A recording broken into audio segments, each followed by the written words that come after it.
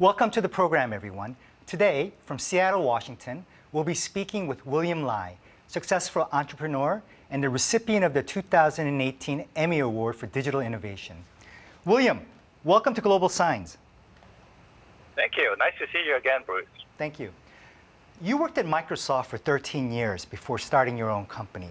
What motivated you to walk away from a secure and high-paying job to do a startup?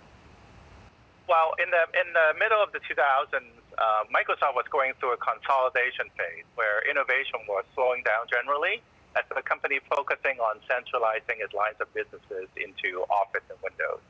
And at the same time, there were a number of really exciting technical innovations happening in the industry that I really wanted to participate in, such as mobile and social media. So I decided to leave the company and venture out and see what I can do and learn about these new technologies. There was an interesting survey conducted by Community Blind recently. 62% of the almost 3,000 people interviewed who work at big high-tech companies say they suffer from imposter syndrome. They believe that their colleagues think that they are incompetent. Now, can you tell us what it's really like to work at a high-tech company in Silicon Valley? How stressful is it? Is it a pressure cooker? I think a lot of knowledge workers suffer from the imposter syndrome because of a cognitive bias called the Dunning-Kruger effect. It is an effect where you think you undervalue your own skills, and at the same time that less competent people think they know more than they do. In tech, where developments are happening really rapidly, it's really easy to think one's work is less important than some exciting and new field that is being developed. I think that's a misconception for the most part. Not saying that there are new skills to master at all points of your career, but once you get over the novelty of a new situation, you will start to identify the essence of the work is very similar. And in fact, it's really the experience that gives you a leg up and a competitive advantage. William, you received an Emmy Award in 2018 for Outstanding Digital Innovation for a documentary about climbing Mount Everest. Can you share with our viewers your journey? In 2018, I was at my own company exploring virtual reality and augmented reality. And we had a company friend who is a really well-renowned mountaineer from Madison Mountaineering in Seattle, Washington. They were going back up to Everest for the first time in 24 months because the two previous summers, no one had climbed the mountain due to, I believe, a climbing tragedy one year and a massive avalanche the other.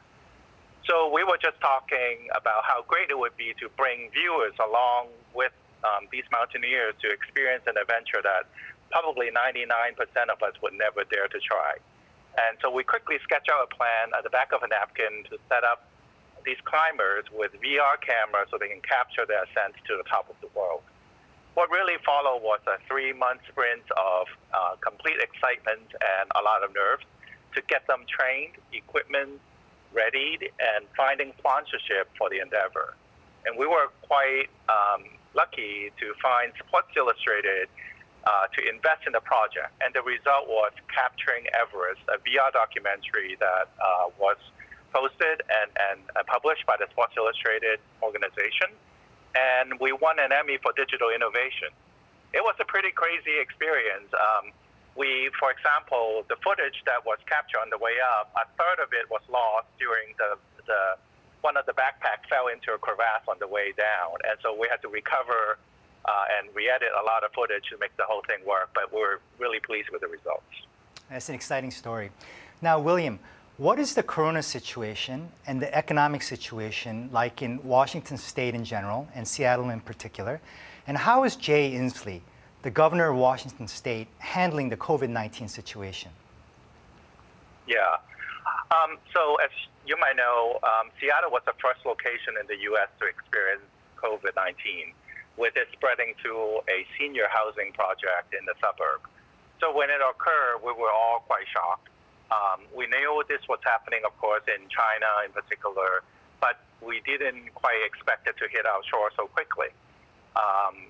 There was quite a bit of panic, I would say. But overall, I think Seattle and Washington State handled it quite well, at least so far.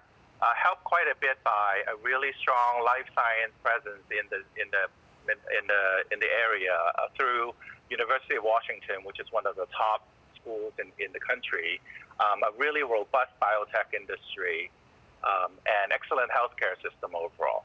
And I think Governor Inslee has done a good job, and the health department of Washington State has done a good job tackling the situation with seriousness and put in place a strong set of policies that emphasize social distancing and mask use, taking much of it from the Asian experience as they are a lot more experienced in this regard than we are in the States. I see. What are your thoughts about the upcoming presidential election? It looks like Wall Street is getting behind former Vice President Joe Biden. Do you think that President Trump, chances for re-election are over now? Or do you think he can pull out a victory in November? Yeah, I mean, there's less than 100 days to go, I believe. And it certainly looks like Biden is in a pretty commanding lead if you go by traditional measures. But nothing about the Trump presidency has been traditional. And so it's really hard to tell what's going on. As a matter of fact, a famous data analyst called Nate Silver just recently came out with a prediction of the same prediction that he gave Clinton and Trump back in 2016. 71% odds that Biden will win and 29% Trump. So we are in very interesting territory here. I think with Kamala Harris as the vice president, I think we'll have a much better turnout than we did in 2016. And I think everybody knows the choice is really clear between President Trump and Joe Biden. So I think people have already made up their mind. I think the questions that are outstanding are how well will the voting turn out to be, either in person or through the mail? What happens if there are disputes, which I think there will inevitably be some kind of dispute once the results are published, and how we get through that process to hopefully a peaceful turnover of power in January 2021. William, it seems that President Trump thinks China's TikTok threatens U.S. security, and he's pressuring TikTok to sell its U.S. operations. Do you think that Chinese tech companies are more advanced and are threatening American tech companies? Why is the U.S. government so concerned? I think since the rise of the tech industry in the U.S., particularly since the PC era or more recently the web era, there's really been no other company having such a massive success as TikTok and as rapidly as they have. So this is just a little bit of awakening for the country, I believe, that we won't always be the global leader in technology, that there will be really worthy competitors from around the world. I don't personally think TikTok is a national security risk the way the administration is portraying it to be. For one thing, if there are actual security concerns, Apple and Google, for that matter, will absolutely be the first one to remove them from the App Store because they are in the very position to protect the interests of their own users. But this is an interesting situation where a up-and-comer to the world is in some way challenging, the only remaining superpower in the world. And I think the political situation has as much to do with it as the product itself. China has banned U.S. technology like Facebook, and this administration at least is quite eager to use protectionist policy to achieve its political aim. So it's a real bad situation. I think most of us in the tech industry believe in information freedom and free competition, and I don't think anybody is super excited about the prospect of this kind of behavior in competition. Well, let's see how things work out. Now, in the technology sector, what are the new innovations that investors should be looking out for? COVID-19 has been an incredible shock to the system, particularly in the U.S. and maybe with a little bit more experience, South Korea is weathering much better. But for example, Google said that no employees will be going into any Google office for the next 11 months until next July at the earliest. What that means to me, though, is an opportunity for any product, any technology that really enhance remote communication and remote collaboration. A lot of resources has already been poured into these communication mediums. to work better, to work more seamlessly, to work more natively to how we work as human beings. So you see a lot of innovation coming from it and a lot of investment coming into those areas. For example, Zoom has completely exploded in a way that nobody could have predicted 6 months ago. The other sector I'm really excited about is distant learning. Schools and university may never be the same again, even though at some point I'm sure we'll resume physical attendance of classes in the U.S.